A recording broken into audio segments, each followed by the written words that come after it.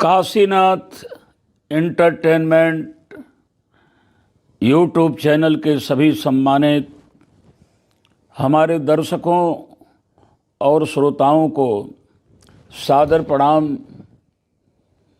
आपका स्वागत करता हूं और आज एक ऐसे महत्वपूर्ण बिंदु पर आपसे बात करना चाहता हूं कि आखिर 1000 वर्ष से लेकर के 1100 वर्ष तक मुगलों ने राज्य किया, लेकिन ब्राह्मणों ने उनका सम्मान किया, उनका आदर किया, उनका विरोध नहीं किया। आखिर क्या कारण था कि मुगलों के जाने के बाद अंग्रेज आए और अंग्रेज यहाँ 150 साल तक ही रहे। इसके बाद सामने तो खड़ा होकर के विरोध करने की हिम्मत नहीं थी, लेकिन ब्राह्मणों ने हथियार बंद विरोध अंग्रेजों का करना शुरू कर दिया। मेरे प्यारे साथियों, भारत पर सबसे पहले 712 सन में मीर कासिम ने, लगातार मोहम्मद गजनवी ने, मोहम्मद गोरी ने, चंगेज खान ने, कुतुबुद्दीन ऐबक ने, गुलाम वंश, तुगलक वंश, खिलजी वंश, लोदी वंश, फिर मुगल वंश आदि मुगलों ने राज्य किया, लेकिन उनका चरण बंदन इन ब्राह्मणों ने किया, कभी विरोध नहीं किया। आखिर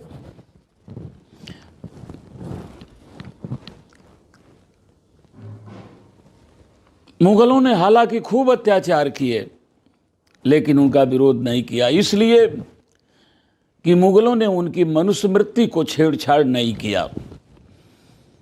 मुगलों के बाद अंग्रेज आए।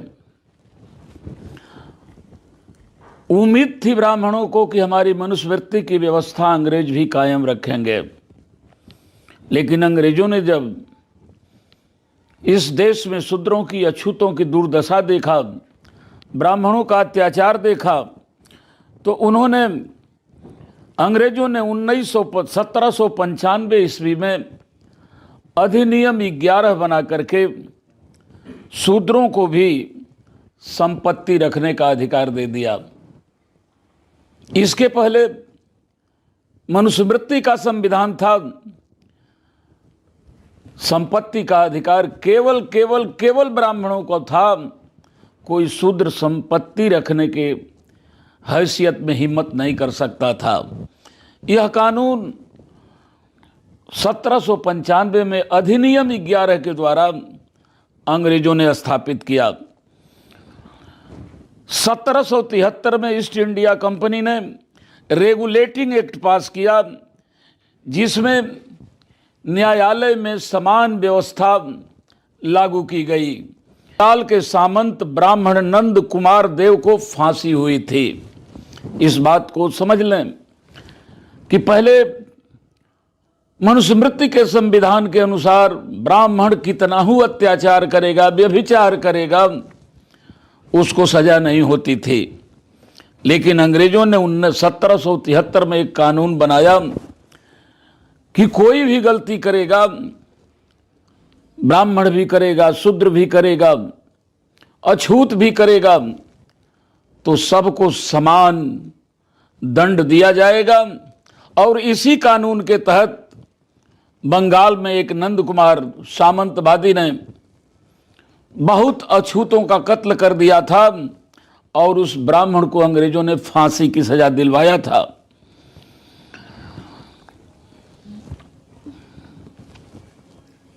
एक ऐसा कानून 1804 में अधिनियम 3 द्वारा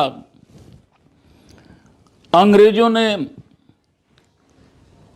कन्या पैदा होने पर जो सजा कन्या को होती थी उस पर रोक लगाया।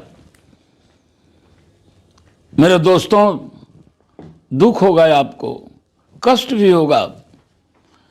पहले यह मनुस्मृति के हिसाब से नियम था कि चाहे जो वर्ग हो, अगर कन्या पैदा होती थी तो उसके माँ के स्तन में गड्ढा करके धतूर का दूध डाल करके उस कन्या को पिला पिला करके मार डाला जाता था। भला बताइए, ऐसे भी मार देते तो एक कहीं न कहीं तक पाप तो था, लेकिन गुंजाइश थी। तड़पा तड़पा करके कन्या पैदा होती थी, उसको ये ब्राह्मण मरवा देते थे। अंग्रेजों ने इस प्रथा पर 1804 ईस्वी में अधिनियम 3 के द्वारा रोक लगाया और 1813 से पहले केवल ब्राह्मणों को ही पढ़ने और पढ़ाने का अधिकार था, लेकिन अंग्रेजों ने शिक्षा के ग्रहण का समान अधिकार दिया कि इस देश में रहने वाले चाहे जिस जाति वर्ग के हो, सबको शिक्षा दी जाएगी। इसका कानून 1813 ईस्वी में ब्रिटिश गवर्नमेंट ने बनाया। ये बात अलग रही कि कानून तो उन्होंने बनाया, लेकिन इन ब्राह्मणों ने हमें पढ़ने नहीं दिया, क्योंकि कानून व्यवहारिक रूप से जमीन पर आए इसके लिए बहुत समय लगता है। लेकिन अंग्रेजों ने तो अपना फर्ज निर्वाह किया कि 1813 ईस्वी में ही हमें और आपको पढ़ने का अधिकार दे दिया था। 1813 में ही अंग्रेजों ने दास प्रथा का अंत किया। दास प्रथा का अर्थ आप ठीक से समझ रहे होंगे। वह दास प्रथा अंग्रेजों ने 1813 में ख़त्म किया, लेकिन हमारे होश तक अभी थी कि हमारे गांव में यादव और राजभर लोगों का गांव है, बगल में भूमिहार लोग रहते हैं। भूमिहार आते थे, कहते थे ये हमारे लोग हैं, हमारे दास हैं। माने यादव भी उनके दास थे, राजभर भी उनके दास थे। सही बात तो ये है कि ब्राह्मण सबको दास बना करके रखे थे। 1813 में अंग्रेजों ने इस प्रथा को अंत करने का काम किया।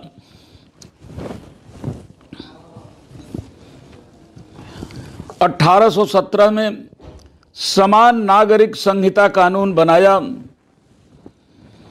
इस 1817 के पहले वर्ण व्यवस्था को देख करके सजा दी जाती थी। यह कानून था कि ब्राह्मण कोई भी गलती करेगा, चोरी करेगा, डकैती करेगा, बदमाशी करेगा, व्यभिचारी करेगा, उसको कोई सजा नहीं होगी। लेकिन क्षत्रिय, वैश्य, शूद्र तीनों वर्णों को गलती करने पर उनको घोर सजा का प्रावधान था। अंग्रेजों ने इसे 1817 में कानून बना करके खत्म किया।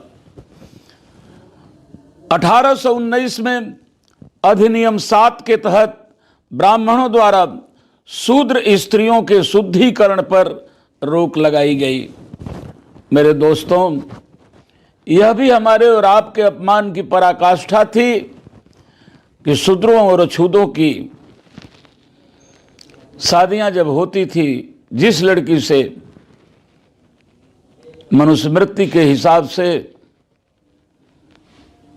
उन लड़कियों को पहले 3 दिन शुद्ध करने के लिए ब्राह्मणों के यहाँ भेजा जाता था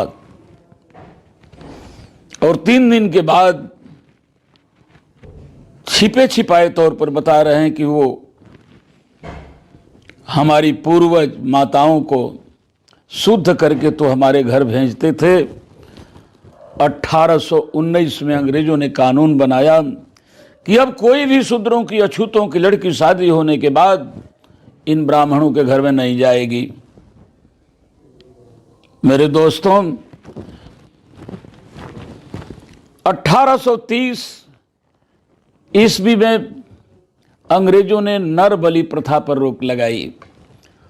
पहले पंडितों के घर बनते थे या किसी बड़े पुल का, छोटे पुल का निर्माण होता था, तो शूद्रों और अछूतों के, माने हम लोगों के छोटे छोटे लड़कों को ले जाकर के उसकी नींव में बलि दी जाती थी,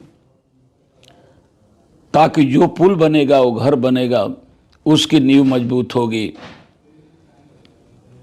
हम लोगों के सहने की भी पराकाष्ठा थी। क्या करें, लेकिन अंग्रेजों ने इस बात पर गौर किया कि ये ब्राह्मण अछूतों के ऊपर, शूद्रों के ऊपर, पिछड़ों के ऊपर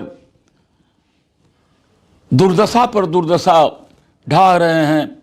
इस प्रथा का उन्होंने अंत किया और 1833 में अधिनियम 87 के द्वारा सरकारी सेवा में भेदभाव पर रोक अर्थात योग्यता ही सेवा का आधार गया तथा कंपनी के अधीन किसी भारतीय नागरिक को जन्म स्थान, धर्म, जाति या रंग के आधार पर वंचित नहीं किया जा सकता है।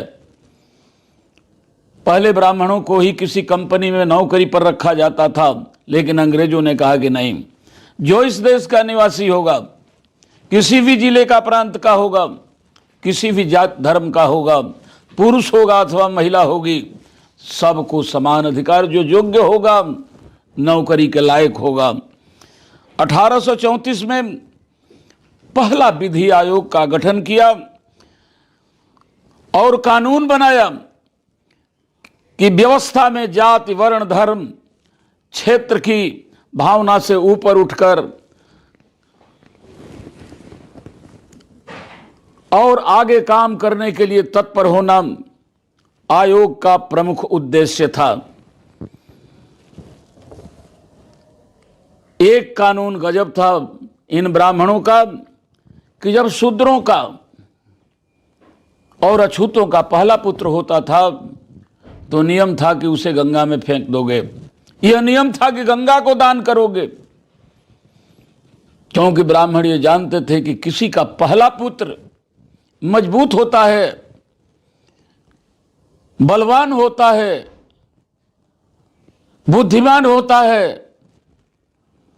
नियम था कि कोई भी शूद्र और अछूत की बेटी अगर बच्चा पैदा करेगी, बेटा पैदा करेगी, तो उसे गंगा दान करेंगे। सारा दुख सह करके भी हम कुछ नहीं बोल पा रहे थे, लेकिन 1835 में अंग्रेजों ने हमारे दुख को देखा और कानून बना करके इस पर रोक लगाया।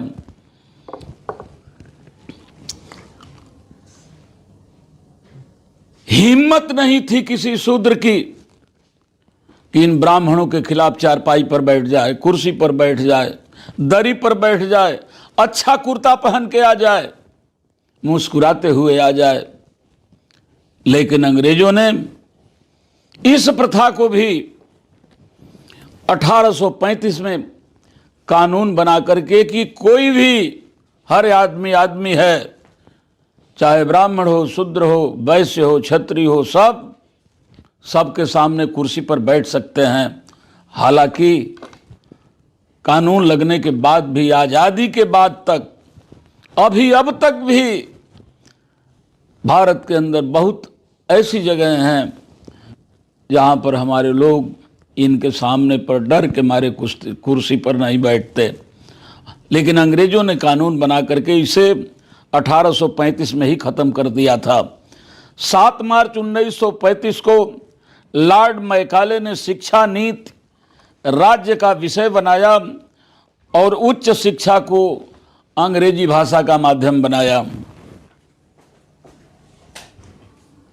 अगर हमें पढ़ने का भी थोड़ा सा अधिकार अंग्रेजों ने दे दिया था तो ये मनवादी ब्राह्मण विद्यालयों में संस्कृत पढ़ाया करते थे।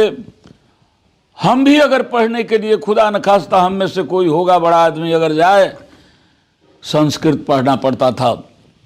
लेकिन अंग्रेजों ने कहा नहीं। 1935 में लॉर्ड मैकाले ने उच्च शिक्षा तक अंग्रेजी माध्यम बनाया कि हिंदुस्तान के लोग चाहे जिस वर्ण के हो अंग्रेजी में पढ़ेंगे, क्योंकि अंग्रेजी दुनिया की भाषा है। दिसंबर 1829 में अधिनियम 17 के द्वारा विधवाओं को जलाना अवैध घोषित कर सती प्रथा का अंत किया। पहले पति मर जाता था तो ये ब्राह्मण खड़ा होकर के उस विधवा पत्नी को आग में जला करके भून देते थे। अंग्रेजों ने इस प्रथा को कानून बना करके अंत किया। सबसे महत्वपूर्ण बात, देवदासी प्रथा पर रोक लगाया। मेरे दोस्तों, आप पढ़े होंगे, गले में हाड़ी कमर में झाड़ू बांधे जाते थे और शूद्र वर्ण की जो भी लड़कियां होती थी उन्हें मंदिरों में दान दे दिया जाता था, जिन्हें देवदासी प्रथा कहते थे। देवदासी हो जाती थी और पंडित पुजारी ब्राह्मण उनके साथ अनैतिक कार्य करते थे और जो लड़का पैदा होता था उसे हरिजन कह दिया जाता था। हरि माने भगवान, जन माने आदमी, ये भगवान का आदमी है। इतना अनैतिक व्यवहार हमारे पुरखों के साथ हुआ। ब्राह्मण मुस्कुरा रहे थे लेकिन अंग्रेज तिलमिला रहे थे और उन्होंने कानून बना करके इस प्रथा पर रोक लगाया। 1921 ईस्वी में अंग्रेजों ने जनगणना कराया, जिसमें मद्रास में 4 करोड़ 23 लाख लोग थे, जिसमें से 2 लाख मंदिरों में देवदासियां पड़ी थी। उनको निकलवाया अंग्रेजों ने। अगर आप दक्षिण चले जाएं तो आज भी बहुत से मंदिरों में देवदासियां मिल जाएंगी। अंग्रेजों ने तो कानून बनाया, आजादी के इतने साल बीत गए, लेकिन कम ज्यादा यह प्रथा दक्षिण में चालू है। मेरे शूद्र भाइयों, मूल निवासियों, यह आपकी और हमारी जिम्मेदारी बनती है। अंग्रेज कानून ही बना सकते थे, आजादी मिले लागू भी हो सकता था, लेकिन नहीं हुआ। इसमें हमको और आपको अपना कर्तव्य समझ करके आंदोलन करके उन अपनी बेटी बहनों को मंदिरों से छोड़वाने का काम करना चाहिए। मेरे दोस्तों,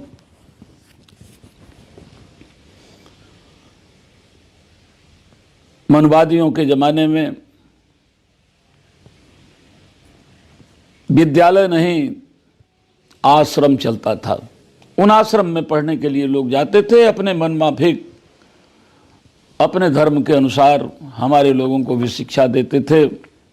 यह बात अंग्रेजों को अच्छी नहीं लगी, तो 1849 में उन्होंने कलकत्ता जैसे महानगर में JED बेटन ने, अंग्रेज ने एक बालिका विद्यालय की स्थापना किया, ताकि हमारी बेटियां भी उसमें जाकर के शिक्षा ग्रहण कर सके।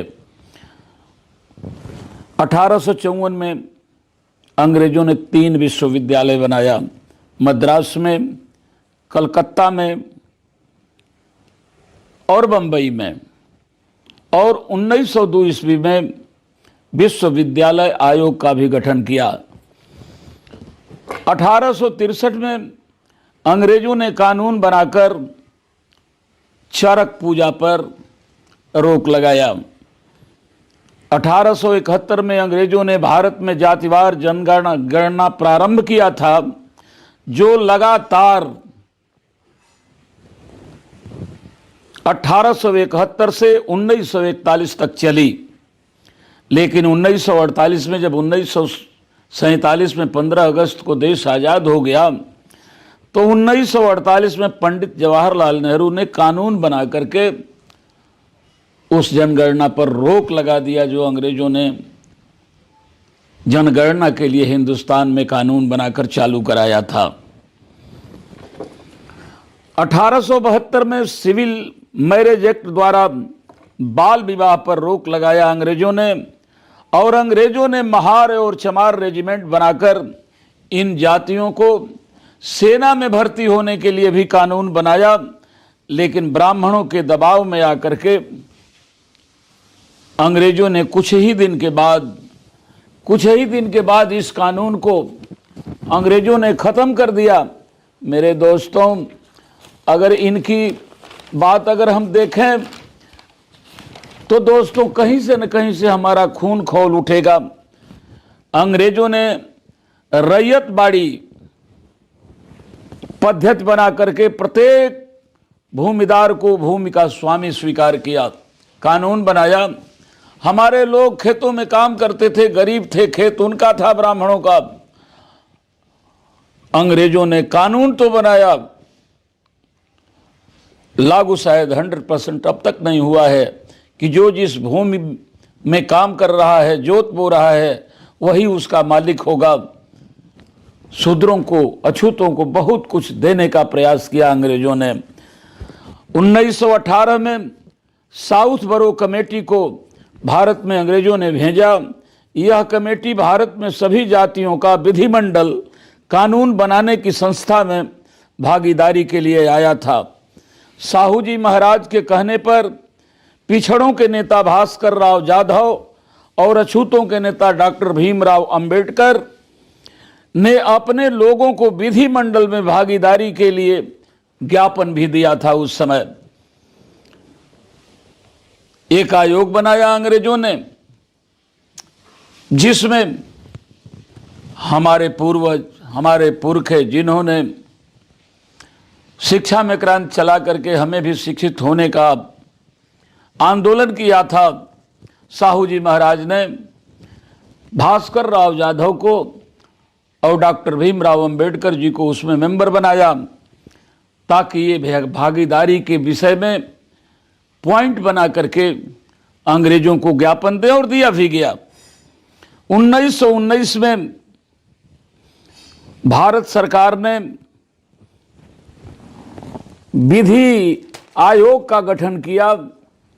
1919 में अंग्रेजों ने ब्राह्मणों को जज बनने पर रोक लगा दिया और कहा, बहुत महत्वपूर्ण फैसला अंग्रेजों ने 1919 में लिया और कहा कि ब्राह्मण जज नहीं होंगे, इनमें न्यायिक चरित्र नहीं होता।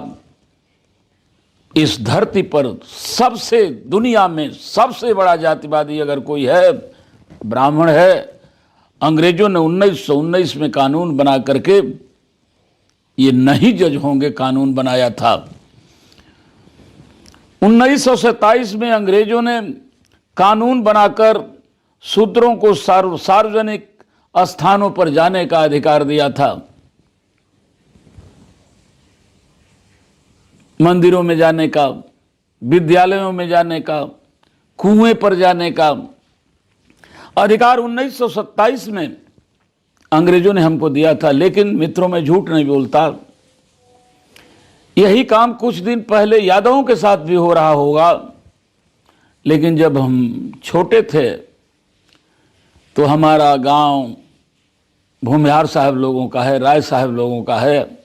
हमारे गांव की राजभर जाति उनके कुएं पर नहीं चढ़ पाती थी।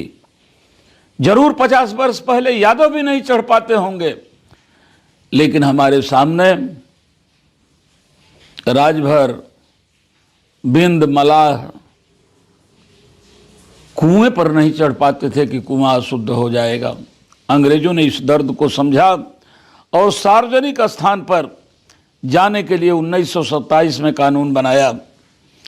1927 में साइमन कमीशन की नियुक्ति की, जो 1928 में भारत में अछूत लोगों की स्थिति को सर्वे करने और उनका अधिकार देने के लिए आया, जिसके विरोध में गांधी और लाला लाजपत राय ने बहुत ही घोर विरोध किया, जिसके कारण कमीशन अधूरी रिपोर्ट लेकर के चला गया। बात मेरी समझ रहे होंगे, मैंने बहुत बिरहा गाया साइमन कमीशन का, थोड़े में समझ लीजिए कि भारत में आवाज उठी डॉक्टर अंबेडकर जी के अगुवाई में कि यहाँ 21% दलित हैं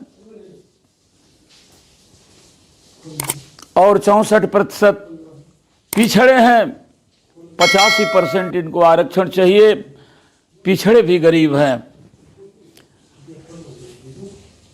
ब्राह्मणों ने कहा कि यहाँ चमारों को तो मान सकते हैं, लेकिन पिछड़े गरीब हैं ये नहीं मान सकते। आखिर अंबेडकर जी और पिछड़ों के नेता जो उस समय थे, दबाव डाले, अंग्रेजों ने साइमन कमीशन कमेटी का गठन किया। साइमन कमीशन कमेटी जा करके जांच करने वाली थी कि हिंदुस्तान में कितने लोग, कौन कौन सी जातियां गरीब हैं, उनको शामिल करेंगे, उन्हें आरक्षण देंगे। कमेटी यह हिंदुस्तान में आती ही उसके पहले लाला लाजपत राय ने और गांधी जी ने पूरे हिंदुस्तान के अंदर, पूरे भारत के अंदर जाकर के पिछड़ी जातियों को ऐसा पढ़ा दिया, ऐसा सिखा दिया कि पिछड़े और अति पिछड़े अपना हिस्सा लेने से कमेटी के सामने इनकार कर गए। चमारों ने तो कहा कि हम आरक्षण लेंगे। थोड़ी बता दें बात कि जाकर के लाला लाजपत राय के प्रतिनिधियों ने यादव से, हमारे खानदान से कहा, भैया कमेटी आ रही है, आरक्षण लेंगे। हमारे पुरखों ने कहा हाँ लेंगे। अंग्रेजों ने कहा कि अरे यार, तुम कृष्ण के खानदान के हो, आरक्षण लोगे चमार हो जाओगे। हमारे लोगों ने कहा ना ना ना ना, हम आरक्षण लेकर के चमार नहीं होंगे। राजभरों के यहां गए, कहे आरक्षण लोगे, कहा क्यों नहीं लेंगे। कहे कि अरे राजभर लोग, आप लोग भी राज साहब हो और आप लोग महाराजा सुहेलदेव के खानदान के हो। जिस दिन कह दोगे कि आरक्षण लेंगे, तुम भी अछूत हो जाओगे, चमार हो जाओगे। राजभर के महाराज, आरक्षण मिलेगा चाहे नहीं मिलेगा, हम चमार तो नहीं बनेंगे। कुशवाहा के यहां गए, अरे आप कुश वंश के हैं, आप इतने बड़े हैं। चौहान के यहां गए, तुम पृथ्वीराज चौहान के खानदान के राजपूतों की श्रेणी में आते हो, आरक्षण ले लोगे, चमार हो जाओगे।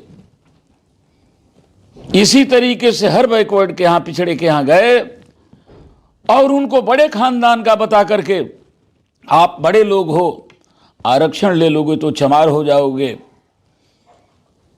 समझा करके चले गए। और जब वह कमेटी आई, साइमन कमीशन, सारे लोगों ने कह दिया, पिछड़ों ने, कि नहीं भैया, आप अपना आरक्षण लिए रहिए, हम चमार नहीं बनेंगे।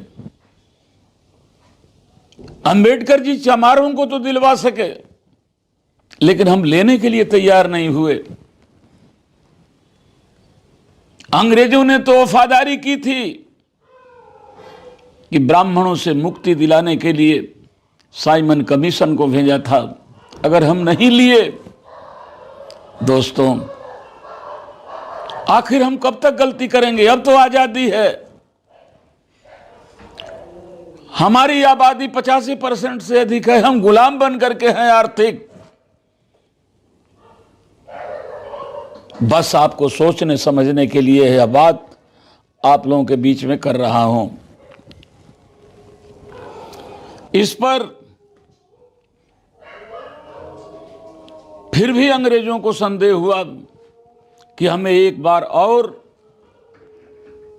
साइमन कमीशन की रिपोर्ट पर विचार करना चाहिए। और अंग्रेजों ने 12 नवंबर 1930 को भारतीय प्रतिनिधियों को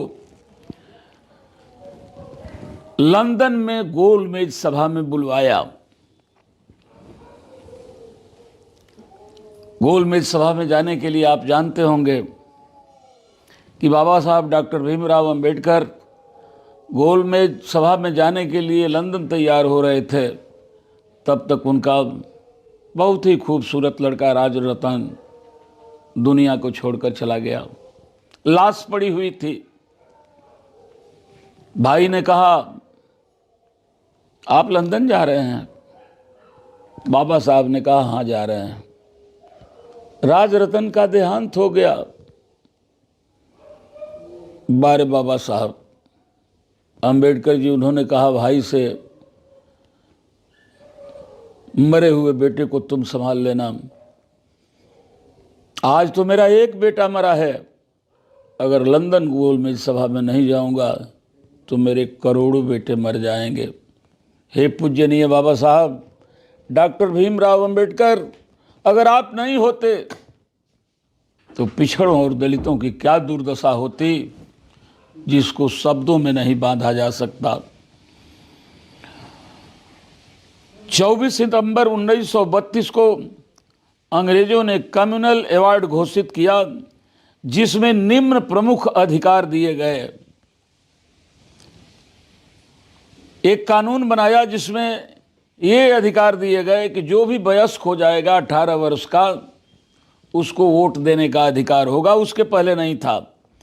विधानमंडलों और संघीय सरकार में जनसंख्या के अनुपात में अछूतों को आरक्षण का अधिकार दिया। प्रतिनिधियों को चलने के लिए, चुनने के लिए 2 बार वोट का अधिकार मिला। एक बार अपने प्रतिनिधियों के लिए, एक बार सामान्य प्रतिनिधियों के लिए। हमें 2 वोट का अधिकार अंग्रेजों ने दिया था। 19 मार्च 1928 को बेगारी प्रथा के विरुद्ध अंबेडकर जी ने मुंबई विधान परिषद में आवाज़ उठाई, जिसके बाद अंग्रेजों ने इस प्रथा को भी समाप्त कर दिया। पहले बड़े लोगों की, ब्राह्मणों की शादी होती थी तो हमारे लोग बेगार होते थे, कांवर ढोने वाले, उनको पानी पिलाने वाले, उनकी सेवा करने वाले। अंग्रेजों ने इस प्रथा को भी ख़त्म किया। अंग्रेजों ने 1 जुलाई 1942 से लेकर 10 सितंबर 1946 तक डॉक्टर अंबेडकर को वायसराय का कार्यसाधक काउंसिल में लेकर मेंबर बनाया और डॉक्टर अंबेडकर साहब ने लेबरों के लिए 8.3% आरक्षण दिलवाने का काम किया। 1937 में अंग्रेजों ने भारत में प्रोविजनल गवर्नमेंट का चुनाव करवाया। 1942 में डॉक्टर अंबेडकर ने अंग्रेजों से 50,000 हेक्टेयर भूमि को पिछड़ी जाति और अछूतों में बांट देने के लिए आंदोलन किया, जिसको अंग्रेजों ने स्वीकार किया। अंग्रेजों ने शासन प्रशासन में ब्राह्मणों की भागीदारी को उस समय तक, जब तक यह कानून नहीं बनाया, शासन प्रशासन में 100% अधिकारी या आरक्षण कह लीजिए ब्राह्मणों का था।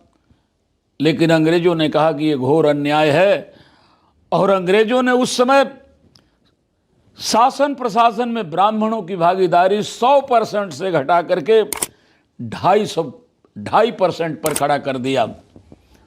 अंग्रेजों ने तो कर दिया, लेकिन 1947 में जब आज़ाद देश हुआ, हम पढ़े लिखे नहीं थे। आज़ादी में भी 21% को छोड़ करके, हालांकि वो भी 21% अभी पूरा नहीं हुआ है,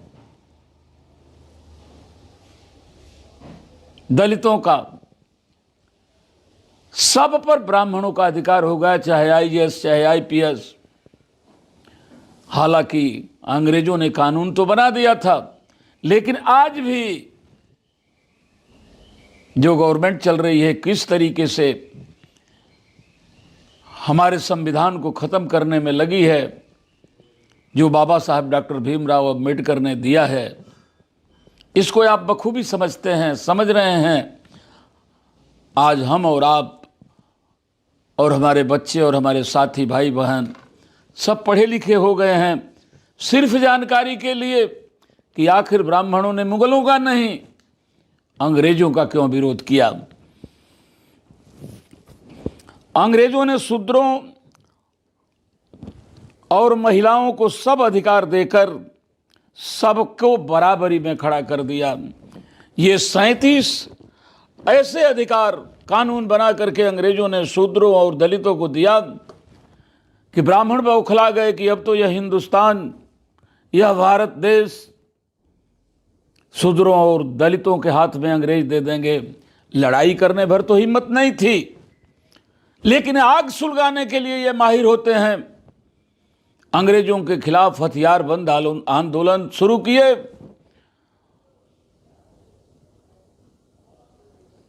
हम नहीं समझ पाए, इनके आंदोलन में सबसे पहले शूद्र और दलित कूद पड़े। आज भी इतिहास का पन्ना खोलिए तो अंग्रेजों को भगाने के लिए 80%, 85%, 90% तक शूद्रों ने गोलियां खाई हैं, दलितों ने गोलियां खाई हैं और इन्होंने फांसी का तख्ता चूमा है। आज फिर वही दुर्दशा होने जा रही है अगर हम और आप एक नहीं हुए। महंगाई की मार, महंगी शिक्षा, महंगी दवा, अत्याचार, आर्थिक गुलामी, पूरे हिंदुस्तान की संपत्ति 5% लोगों के हाथ में। कब संभलेंगे, कब सोचेंगे? हे मेरे भाइयों, हाथ जोड़ करके प्रार्थना करता हूं कि मैंने ब्राह्मणों के मनवादियों के चरित्र को आपके सामने रखा। अंग्रेज भी हमारी दुर्दशा को बर्दाश्त न कर सके और कानून बनाए। ये हिंदुस्तान में हमारे साथ रह करके भी इनके पास जरा भी मेरे लिए दया नहीं है। हम सोचते हैं कि हमारे अनुरोध को जरूर आप स्वीकार करेंगे और आने वाले समय में अपने पीढ़ी को केंद्र बिंदु करके चौतरफा इनसे लड़ने का प्रयास करेंगे। बहुत बहुत धन्यवाद, बहुत बहुत प्रणाम आपको, बहुत बहुत प्रणाम आपको।